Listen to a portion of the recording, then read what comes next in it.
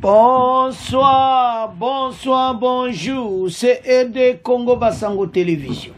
Comme toujours avant de commencer notre émission, nous disons merci à Dieu.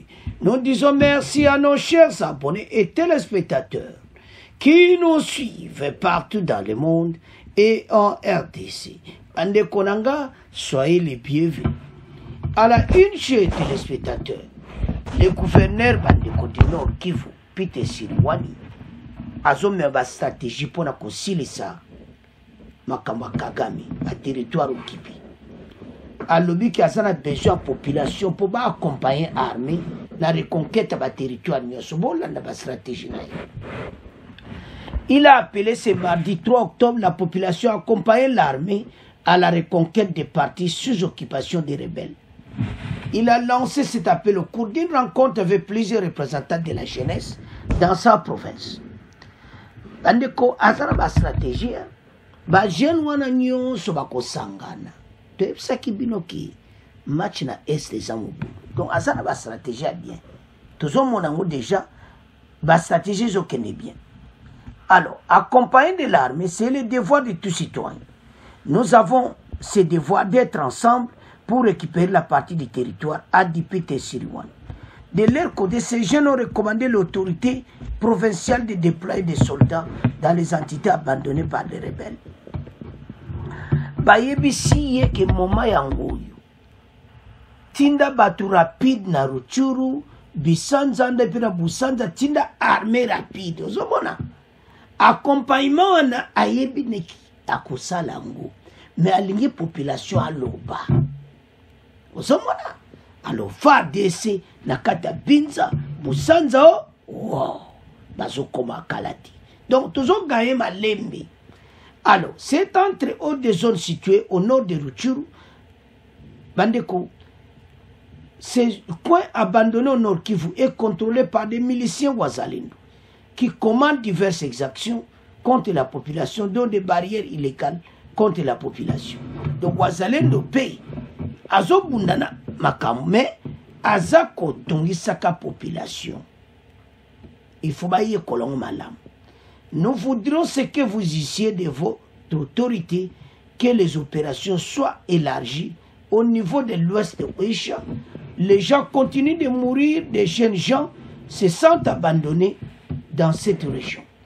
Il a cité, par exemple, le groupement de Binza, Kiondo, une partie Kabayonga dans le territoire de Rutshuru.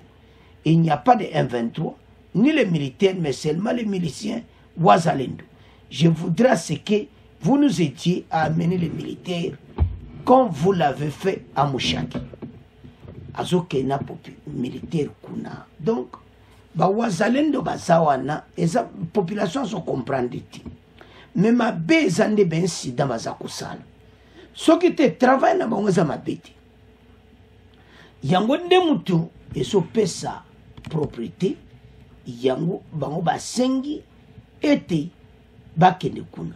Alors yango wana gouverneur appelle la population. Toyo kananu ye gouverneur ma selon des le kabongo to avance. Merveille Hassani sur Radio Kapi. Toujours au Nord Kivu, le gouverneur intérimaire appelé à déployer ses unités de l'armée dans plusieurs espaces et entités abandonnées par l'armée alors qu'ils ne sont pas occupés par les rebelles. C'est entre autres des zones situées au nord des Rutshuru dans le groupement Binza et Busanza. Cet appel a été fait hier mardi au cours d'un face-à-face entre le gouverneur et plusieurs représentants de la jeunesse en province.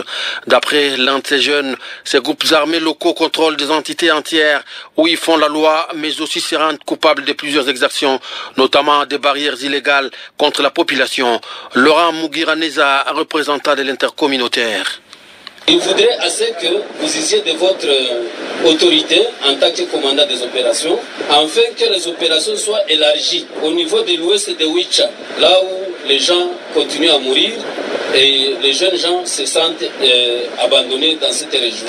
Ce qui cadre avec votre première mission des opérations. Excellence, nous voudrions vous demander le groupement de Binza, le groupement de Kihondo et une partie de Kanyabayonga, donc dans le territoire de Rutshuru, il n'y a pas de M23. Il n'y a pas aussi même les militaires. Leur population est vraiment dirigée par les Wazalendo. Je n'aime pas dire les œuvres de l'air. Je voudrais à ce que vous nous aidiez à amener les militaires comme vous l'aviez fait, coup de chapeau, Excellence. Vous l'aviez fait à Moucha qui vous nous avez honoré. Accompagner l'armée, c'est le devoir de tout citoyen. Nous avons ce devoir d'être ensemble pour récupérer la partie du territoire sous occupation, a dit le gouverneur ad interim Chirimwami Nkuba Peter. Et... Alors, bandeko tolandi biso nyonso masolo pona gouverneur pona ba stratégie ba territoire a nyonso Wazalendo azakuna eza FARDC azokoma na ye mais omoni oyo ezoleka na ndenge masolo asima ndako masolo wana ndenge ezobetama na bawazalendo population azokomprendre te mpe bakoyebisa population te bango devant population bazoconsidere bango neti bagroupe armé nzwani wazalendo aza na kati ya masolo alors mais wazalendo siko azobebisa ya omoni biso wana bapesi bino mwa autorité mo boye bozala côté wana po couvrir place au 123 azalaki bino bozala wana baomwe bazongeza te bapesi bino mpe baar botala nani makambo bawazalendo baza kosala baza kotia babarrière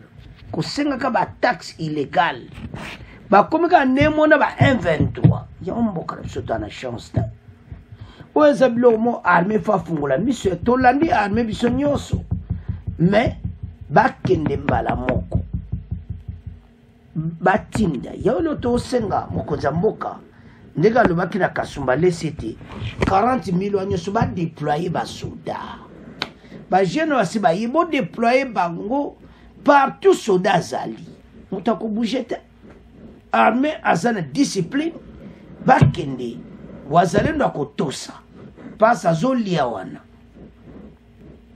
alors maintenant bango bakokoma kuna bakosolola na bango epuis bakote wana nyonso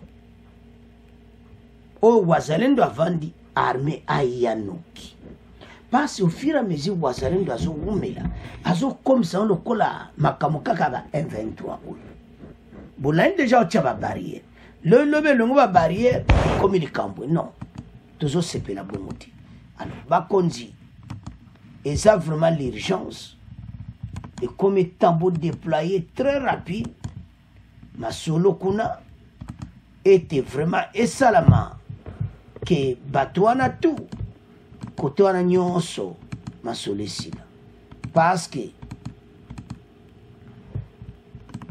tolingi te lobi wana peuple azoloba bokende rapide et comme so baye lisuku ya bitumba na bawazalendo omona M23 botolie non wana ekome en retard alors match ndenge ezali eza mbutu mpe toyebi ete masolo ekozala kitoko mais eloko tozoyesa bakongolais ete président rwandais mayele esili azoyeba eloko akosala te il est troublé na ce qui se passe alors tala ndenge bazwi nzela bazokima donc bakote kuna bakimaki déjà alors maintenant tolingi te baya kozonga kote oyo lisusu te kote peuple alobi na gouverneur akotinda donc tokomona ke kuna nyonso ekozala protégé epuis masolo oyo eza kitoko alors bana mboka yango wana masolo donc kitoko bana ndenge bana mboka balobi tozogaye baterrain nyonso toyebisaki bino tala sikoyo tala babisanza tout ça et comme na maboko na biso pasi wazalendo aza wana biso tokokende mpo nde population asengi ya gouvernance ye population azala ensemble na armé basololaka masolo elekaki bien donc armé na biso ezokoma mpo wazalendo azosala mwa mobulu na peuple alors tokomotika ngo na bino bokontinue kosabone massivement au revoir à la prochaine.